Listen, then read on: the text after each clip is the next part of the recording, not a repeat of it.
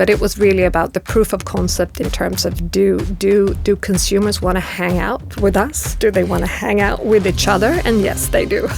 If you just isolate live shopping to that moment, I'm not sure you see the complete impact of it. I think you need to look at sort of what happens after. We have more than 80% of our sales coming from our member club. First party data is really the gold that you're looking for. The entire objective to sort of merge the shopping experience with the community experience. We now have 140,000 members in the community, which is more than we have following Kicks on Instagram. It's really our own social platform, which is fantastic. Do you think the service in store is here to stay? I think so, absolutely. Here's Paloma Kaji, and this is episode 9 of my show. Welcome to OFFBounds.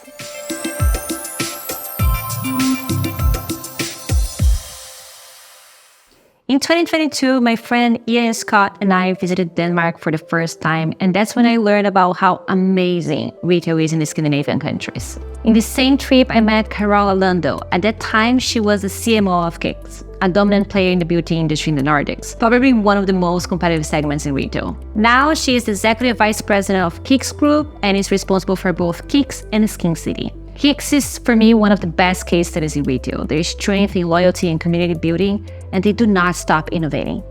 Their loyalty program, for example, rewards consumers not only for purchases, but also for engagement. And they have 50% of the female population in the markets they operate. If that wasn't enough, they also have Kicks Beauty Talk, which is a community with 140,000 members.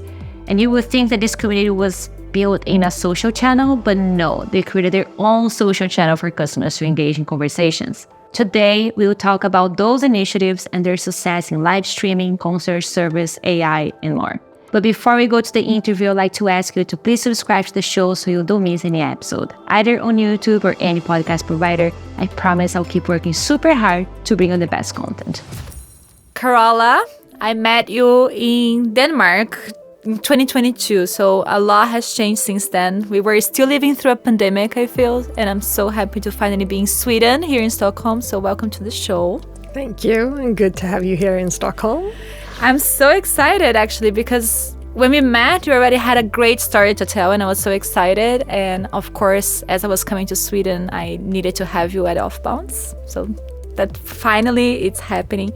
I know that when we met, you were the CMO of Kicks, which is a huge beauty retailer here in the Nordics. Yeah. Now you are the Executive Vice President of Kicks Group. What changed in 2023? Oh, a lot changed in 2023. So back when we met in 22, we had Kicks, the brand, in the group. And as you said, I was the CMO responsible for marketing across the Nordics and also our e-com business across the Nordics. And then 1st of Jan 23, we integrated the online pure play Skin City into the Kicks group as well. So that's when we became Kicks Group. So we've been operating 2 different brands across Sweden, Norway, and Finland since then. And Kicks has a lot of physical stores as well. We have more than 200 stores, but Skin City is only online. So that was the first big change in 23. And then half through 23, we were acquired by Matas, which is the biggest beauty and health player in Denmark. And now we're integrating the Kicks Group business into the Matas group. And since that sort of deal was finalized 1st of September, I took over as the Executive Vice President for the Kicks Group business within Matas. Congratulations, 2023 was a year of transformation for the both of us. It was. It was also the year where we inaugurated our new automated Omni warehouse that we're now ramping up. So many changes in 23, but an exciting year. Amazing. And what does this, it's just one automated warehouse? We will have more, or? It's one, it's huge. It will serve both all our stores and all our e-com customers across Sweden, Norway and Finland. Amazing. with a lot of room to grow. Congrats. Well, we will get into 2024 soon, but first I wanna give to the audience a little bit of the perspective of the greatness of Kix and why I love it so much. And I think the brand is such a good brand in terms of being so community driven. Yes. And well, we have a few things to talk about community driven, but I want to start with Kix Club. Yes. Because it has 3.7 million members. Yes. What is the Kix Club and why is it so successful? Kix Club has been around for a long time, so we've been working with a quite classical loyalty scheme for many years, where you join the club and then you get a lot of freebies and you're rewarded for being a loyal customers, for shopping with Kix, etc. And a couple of years ago, we decided to sort of put more and more of our campaigns behind the club, if you like. So you basically have to become a member to get the best out of Kix. And it's working really well. And given the situation today where first-party data is really the gold that you're looking for, it's very valuable for us that we have more than 80% of our sales coming from our member club. Oh, wow. So those are the logged in members, if you like, of Kix. So that's a great asset to have. We also know you can work your way up through the loyalty program. You start as a member, you then become silver and then gold. And obviously the gold members are the most satisfied Kix customers that we have. So it's so you have the value very clear for the loyalty programs. And 3.7 million, what is the percentage in terms? Because I think we're the biggest in Sweden, both in terms of sort of market share, but also in terms of club. So every second female above 18-year-old is a member in Kix Club in Sweden. So that's great. And if you go in the younger audience, it's actually more than 50%. Wow. So that's good. Impressive. But what I like is that you just didn't rely only on that. No, exactly. Yeah. So a couple of years ago, we decided to launch also a community that we call Kix Beauty Talks to sort of. There is a lot of engagement amongst our customers, and we noticed that, early on with social media, etc., and everyone is commenting, and you want to get tips and advice, you want to share your beauty routines. It's a very natural behavior, if you like, for consumers within beauty. So a couple of years ago, we figured, why don't we become the platform and the destination for sharing your beauty experiences and your beauty tips with others? And that sort of got us to launching the Kix Beauty Talks, which is a part of our e-com website. Oh, so it's part of the website. It's not like a social channel. No, it's not, but it is a social part of the website, if you like. So we use a community software. So it works exactly like social media. You tag friends, you follow friends, you have discussions, you post things. But the good thing with it that we can then integrate all that type of content into the actual shopping experience as well.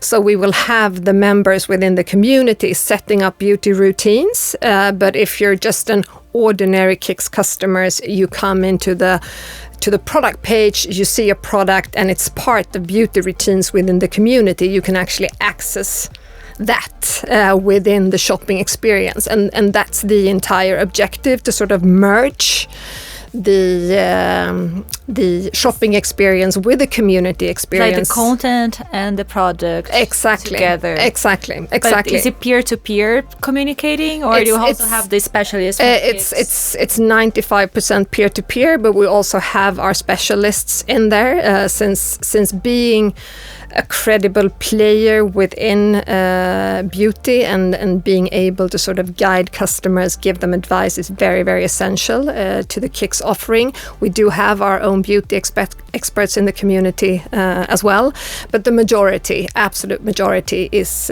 peer-to-peer. But I don't know, it seems so difficult for me to understand, because you can't just like create a community and like tell people, hey, there's a community here, good luck. No, you have to nurture them absolutely. And so I mean, the first phase was all about recruiting, launching, talking about the community, and initially we had obviously to work a lot with activating and engaging with the community members ourselves. But it's an active choice to become a member, so you have to be part of Kicks Club, but you're not automatically a community member just by joining the club. You actively need to go into the community and sign up for that. So, you know, there's a threshold, but the good thing with that is if you sign up, you're probably interested in actually hanging out and discussing things with other and sharing your content.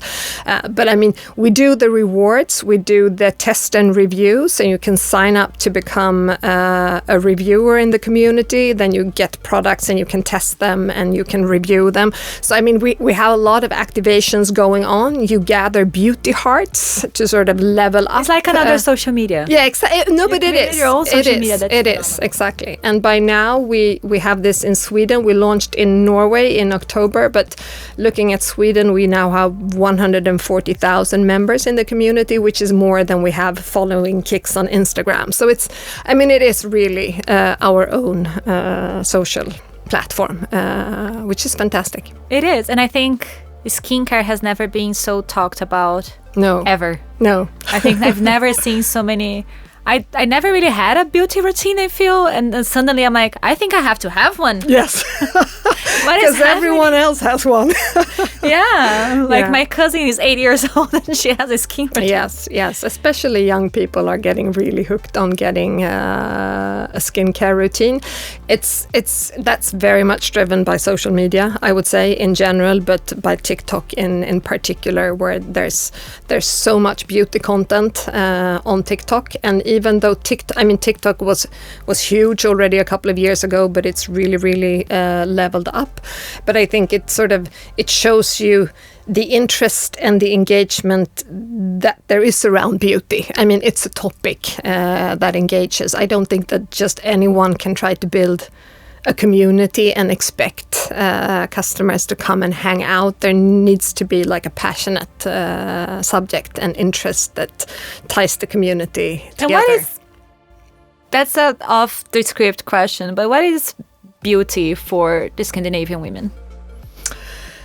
I think that beauty is very much about expressing themselves. I was on the tube the other day and I overheard a conversation between two women. I think they were in their 20s and they were discussing like the clean girl look versus the glam look, etc. And then one of them concluded that, but it's not like fashion trends. Really, beauty is about expressing yourself, and people will do whatever regardless of what the trends are. And I think that that's really spot on. You can talk about trends and trends will come and go, but at the center of it is really sort of the need to express yourself, and you can do it in very many different ways. It's like, I'm a party person today, the next day you will have the clean girl look. The next to work, I'm not gonna wear this much. No, exactly. So you're not one. You don't have one style. You can actually experiment, and if it doesn't work, you'll just start over again. It's quite forgiving. As long as you put your sun protection and No, exactly. Never forget your sun protection. That's important. Yeah. And I remember when we met 2 years ago, I was so curious because you launched during the pandemic in 2020 the live commerce experience. And yes. I think we've been talking a lot about it because TikTok is now pushing this more and more to the West. And And I've heard so many people saying like, oh, here it doesn't work like China. We don't have the market for it. But it works for you. Yes. How was this experience? Well, we started out, as you said, during the pandemic, and we had plans to start it before that, but then everything just happened overnight, and it was like, okay, let's just do it. Let's not just think too much about it, and rather just put it out there. And I would say it was more or less an immediate success. I think again for the sort of given reasons that this is a topic that interests people, but also because the fact that people were sitting at home. They were not socializing to the same extent, and all of a sudden you could it was entertainment or infotainment, if you like, interesting people You're discussing. either reading a book, watching a movie, or seeing some skincare. Exactly. So when we started out, we worked a lot with influencers to get that sort of traction, to raise the interest around live shopping, and then over time it evolved more to using our own experts from the stores and from our own customer service, because it became less of the sort of influencer-driven trend, if you like, and more about the actual advice and guidance of beauty routines and new products and of launches. Experts, not people there. No, exactly, of experts, exactly. And I think the interesting thing is with live shopping that we experienced early on as well was that if you just isolate the actual live shopping moment, it's limited in terms of viewing and it's limited in terms of shopping if you look at your entire business universe. But the majority of the views came after the live session, so it's very much about creating like an evergreen content that consumers can look at. And people are gonna Exactly. And then we also had a lot of people going into the stores referring to like, hey, I watched the live shopping, I'm curious about this lipstick or so. It was actually more positive feedback from our store network than from our online business in terms of the interest in specific product that was generated from the live shopping. Okay, so I think when we think about live commerce, we get China as an example because they're doing a live shopping and they're like making billions on spot. Yeah, while exactly. they're talking. Yes. And I think maybe that was what people were trying to do here first. Absolutely. But we actually consume different. We do. And I think if you just isolate live shopping to that moment, I'm not sure you see the complete impact of it. I think you need to look at sort of what happens after. What would be your show. advice to a retailer that is trying to live commerce now? Should they keep trying? Should they experiment with it and try different formats and try different sort of involving different people to see if you find what will work for you, and because it's really about and the good thing, it's really about trying it out, and you make some mistakes and then you fix those because you're not in a studio somewhere or you haven't built this specific shopping solution. It's pretty much a plug and play solution, right? And we built a studio in the Kicks office 2 years ago and started doing lunch lives as well. So, just during the lunch break, a couple of people will go in and do a live drop. Hey. And do a live shopping. So you don't need to put too much effort into it either to try it out and see if it works. But I wouldn't see it as a commerce solution only. I think you need to see it as content and engagement to sort of. It's part of the omni-channel. It is part. It is definitely. Online and offline. It's everything. Definitely, because I would be lying if I said that that this changed our revenues because it didn't on its own. And what came first, the live commerce or the beauty talks? The live shopping started earlier than the beauty talks, but I would say that they were both based on the same sort of customer insight and customer demand. Okay. Because I would imagine really, the live shopping were communicating with their clients live. Yeah. And therefore you saw the potential for a community. Yeah, and to a certain extent that confirmed our plans for the community, but the plans for the community was well underway when we started the live shopping. But had the live shopping completely failed? we might have looked differently at the community, but it was really about the proof of concept in terms of do consumers want to hang out with us? Do they want to hang out with each other? And yes, they do. Well, yeah, I don't see why not. Now it's more clear. Yeah. Now it's easier to see, but of course they do. And TikTok is building this studio now in Los Angeles. I don't know if you saw this news. Yes. It's funny because I see so many retailers saying like it's not gonna work or etc. Do you think this investment that they're giving is gonna be successful eventually?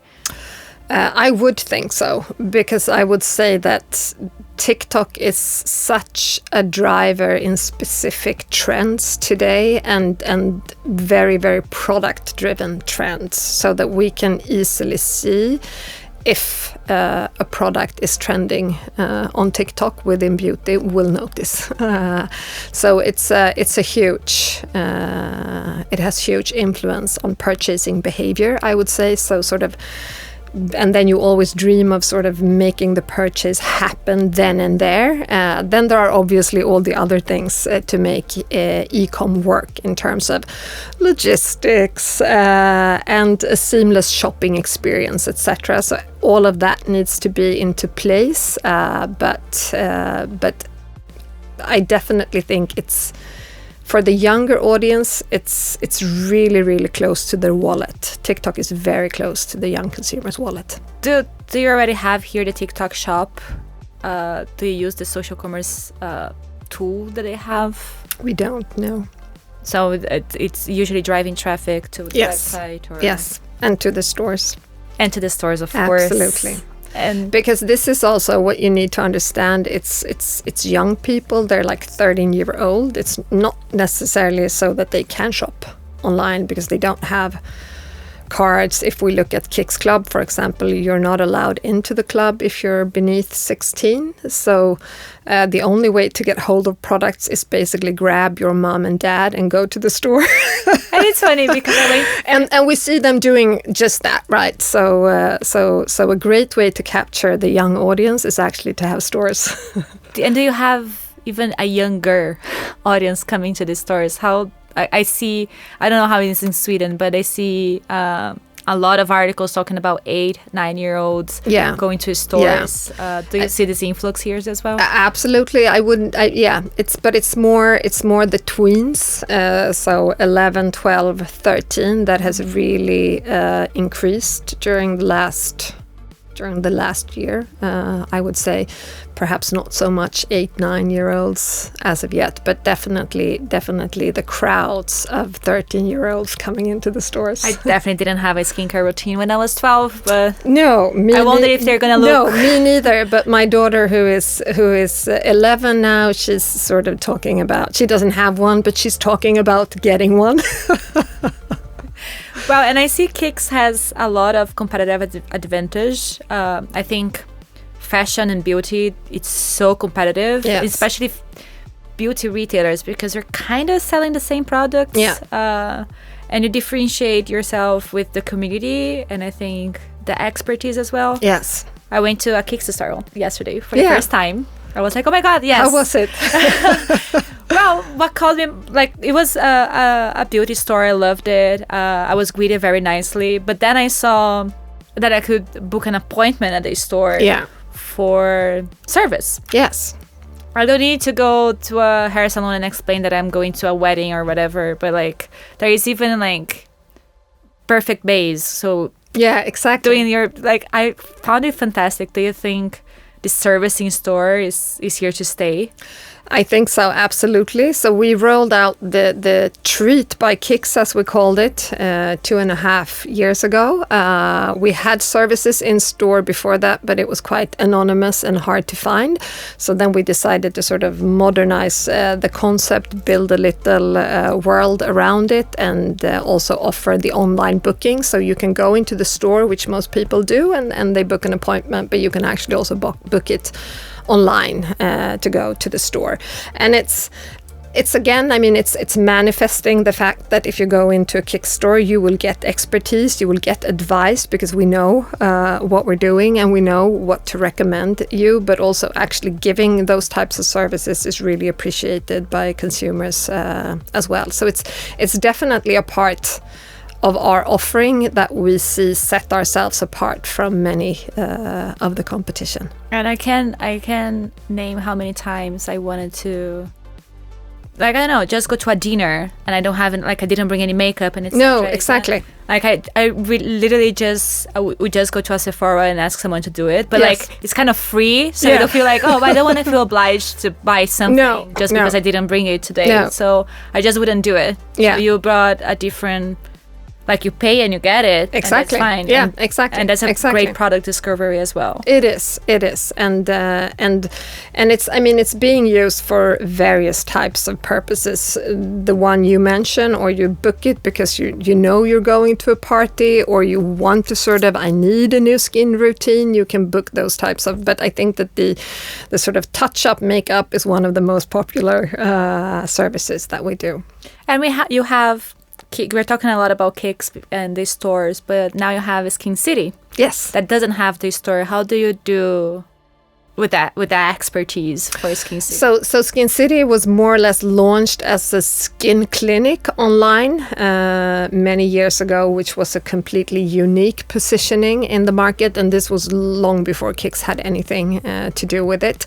So the assortment is 100% curated by professional skin therapists, and you get to chat with professional skin therapists. You can do this skin analysis online, where you also get then the sort of advice back from a skin therapist. So it's this concierge. Exactly. It's completely built around credibility and expertise from skin therapists, and it's really focusing on what we call professional skincare. So there's also been, of course, one physical clinic for that as well. But it's a very good customer offer, and it's something that we want to bring even closer into the Kicks online universe as well. We have our beauty experts that you can get guidance from on Kicks as well, but we want to integrate the skin experts. Can you have a call? A video call? You can't yet. Okay. But it's absolutely one of those things that we've been looking into. Yeah, I see a lot of friends are starting doing that in home improvement. Exactly. Yeah, beauty, it's a perfect fit for that as well. It is. And, well, even if I wanted to avoid talking about AI, I can't. I think beauty is another great success case for AI. Yeah. How are you leveraging that? So we've started looking at various use cases for AI, and one thing that has already seen the day of light is what we call the Kicks Beauty Bot. So it is very much what it sounds like. It's a bot that will help you with any kind of question that you have. If you go in and, for example, say, hi, I have dry skin, or I want to wear a party makeup for a wedding in Sicily in spring. This bot will obviously use all the accumulated knowledge of the internet, because that's the beauty with AI, and then go through everything within Kicks and give you recommendations of routines and products based on that. So it's really the semantic contextual search, if you like, rather than the sort of where you need to get everything right into the search field, otherwise you won't get you any. You can just say how you feel or what you're going to do. Exactly. You say the context. Yes. And you have a call to action, add to the basket or something? Absolutely.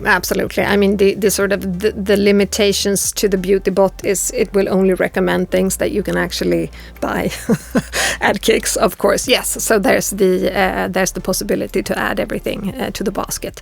And then we have various digital tools also driven by AI in order to sort of give that expertise online. So you can get the skin analytics, where you upload this picture of yourself and you will get a diagnosis based on that, and then routines delivered accordingly. And the same thing for a makeup advisor. So it's really about trying to find smart ways to guide and help the consumer online as well, where you don't necessarily have access to a human expert in that sense. You've been very innovative. I could keep talking. Like, I saw so many news on about Kicks researching for this interview, and I was like, oh my god, I need 5 hours to talk about all these innovations. Yeah. You are a very innovative company. How is fostered? Like, how does innovation happen? Do you have what is the risk-taking ability the culture has? I think that we have a very, very sort of forgiving culture, in the sense that, try something and if it works, that's great. And if it doesn't work, that's fine too.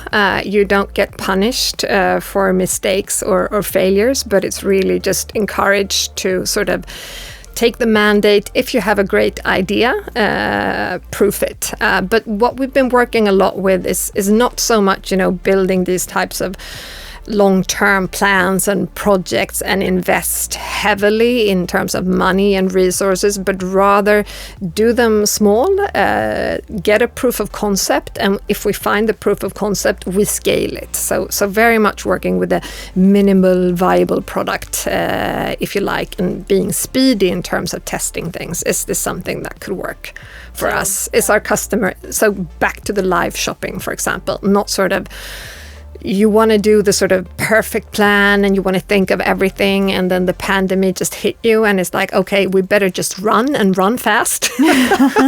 And if we drop something, we pick it up. More of that sort of mindset than trying to sort of make everything perfect from the desktop. And I think it's really a cultural thing that we have in the company, which we treasure and nurture a lot. And that's very interesting because, all this innovation requires cash. Yeah. And we know how money is more expensive now, especially with inflation, high interest rates. Yes. What are the opportunities and challenges you're seeing for 2024?